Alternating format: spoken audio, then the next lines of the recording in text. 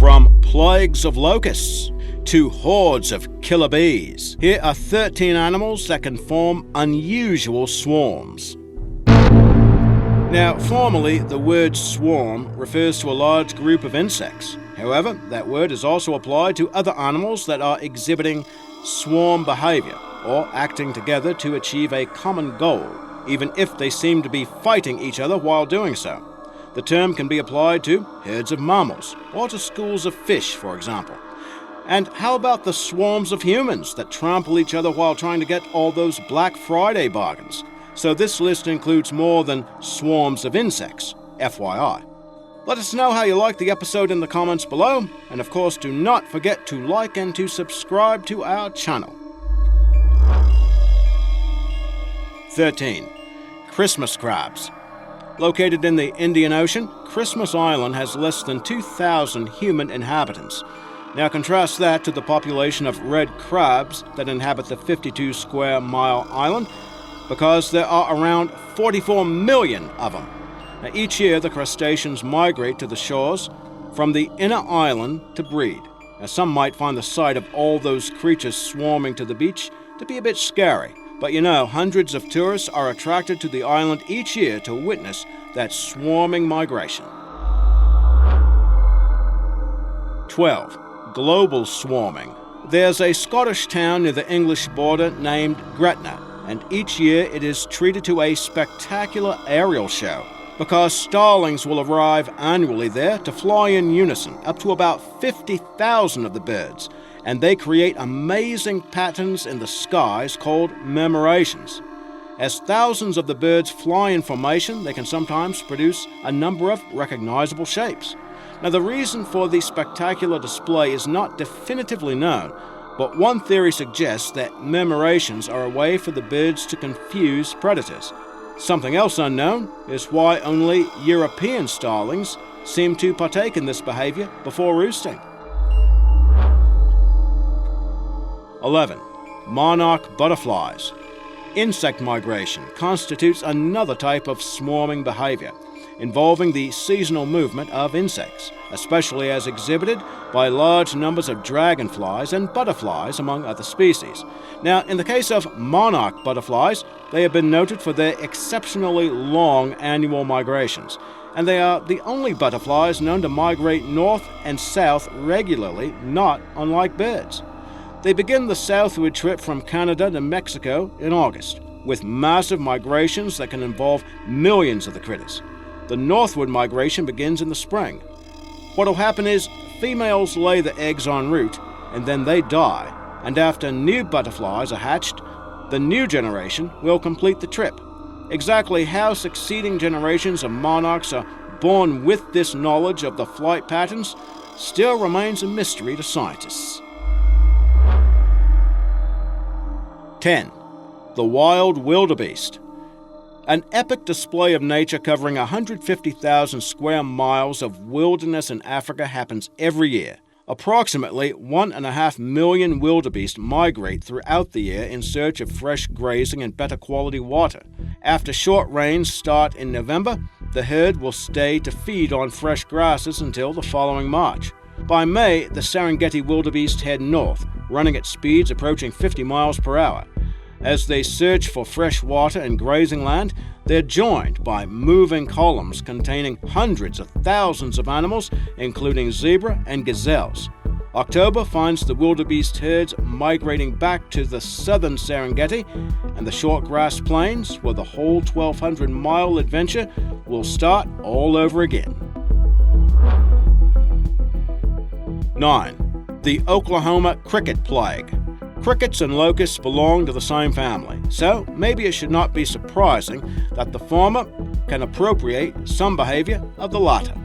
In 2013, Oklahoma was hit with a plague of crickets that was described as biblical in proportion. Field crickets go about an inch long, and at the end of every summer, they emerge on a mission to mate en masse.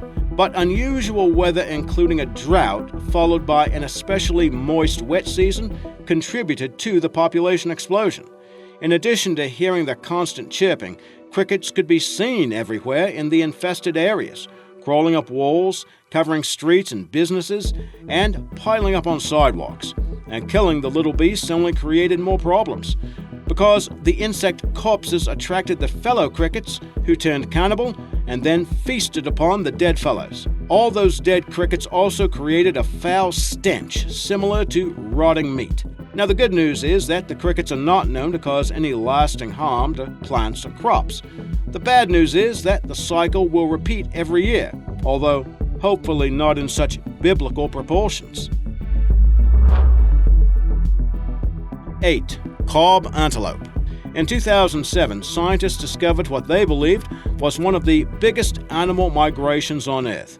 Southern Sudan was the location of vast herds of antelope and gazelle migrating through a region thought to have been stripped of its wildlife by civil wars that raged for some 20 years. But an abundance of antelope, the white-eared cob in particular, was found to number more than 250,000 individuals in the region. Overall, an aerial survey revealed the existence of over 1 million antelope, elephants, ostrich, gazelle, and other creatures. Cob antelope are also known for their migrations. Columns of these creatures can stretch some 50 miles long and 30 miles across. They actually rival the better-known migration of the aforementioned Serengeti wildebeest for putting on one of the greatest animal shows on Earth. 7. Web of terror. Swarms of spiders is not a phrase you hear too often, and that's largely due to the fact that the arachnids tend to be loners and cannibalistic, with individuals of the same species known to eat one another. But in 2012, a swarm of venomous spiders was reported to have invaded a small town located at the foot of the Himalayas in India. Described as groups of medium-sized tarantulas, they were said to have swarmed down from the hills and into the streets where they crashed an outdoor festival. The critters were said to have crawled up the sides of buildings and onto people as well. 2 people were said to have died from spider bites. When arachnologists arrived in the town to investigate, they found that the spiders belonged to an unidentified species, possibly a type of hybrid. In fact, the arachnid's nasty disposition was reminiscent of the deadly Sydney funnel web spider. Those creatures are not known to exist outside of Australia. Attempts to identify the spiders and to locate the swarm's origin are still unknown. What do you think? 6. Mosquitoes en masse. Although these insects are known to carry diseases like malaria, we more often think of skeeters more as annoyances than outright dangers. But when they swarm, they can pose a definite hazard, with potentially millions of the critters buzzing about. The bloodsuckers are known to form swarms across Alaska during the spring and summer. The North Slope species is especially notorious for being large and aggressive. Their swarms are thick enough to force herds of caribou to change direction, and they will feed on prey from horseflies to frogs and rabbits. Humans, of course, are on the menu, and only a complete covering of the skin gives one a chance to escape the many bites that mosquitoes can inflict. Did you know that experts have estimated there could be some 17 trillion of the insects in Alaska, and their combined weight would amount to about 96 million pounds. 5. The miracle of the gulls. Now, don't be taken in by the name Mormon Crickets. They're really katydids, and large ones at that. The insects go around 3 inches long and are found in rangelands of the western U.S. The name is actually taken from the Mormon settlers of Utah who encountered them as they traveled westward. When these creatures enter a swarming phase, millions of the insects can form into roving bands that can trigger infestations that can last for up to decades, causing significant destruction to agriculture. And by the way, there's another reason why these insects are called Mormon crickets. In 1848, a plague of the creatures swept through the Great Salt Lake area, ravaging crops and gardens. It's said that the Mormons would have been doomed had it not been for the miraculous appearance of a legion of California gulls, which are native to the Great Salt Lake. Those birds ate and annihilated mass quantities of the crickets, very likely ensuring the survival of the Mormon pioneers. And that story is regarded as the miracle of the gulls, and today, Utah's state bird is the California gull. 4. Army ants. Did you know this term can apply to more than 200 species of ants? But we're going to focus on 2. Driver ants, or siafu ants, are found mostly in East and Central Africa. They're known to form temporary anthills, with each colony containing upwards of 20 million individuals. Among the workers, the soldier class can grow large and possess powerful pincer-like jaws. When food supplies are low, the ants go on the move in swarm-like columns that can comprise some 50 million individuals. That means that anything in the path had best move out the way, because the ants will march on regardless. And they are able to aggressively defend themselves against almost any type of attack. Now, thanks to the powerful jaws, they are a menace to humans, and they can produce a painful bite, and the hold is difficult to break. In fact, the jaws are so strong that they're often used as emergency sutures to bind wounds. 3. New World Army ants.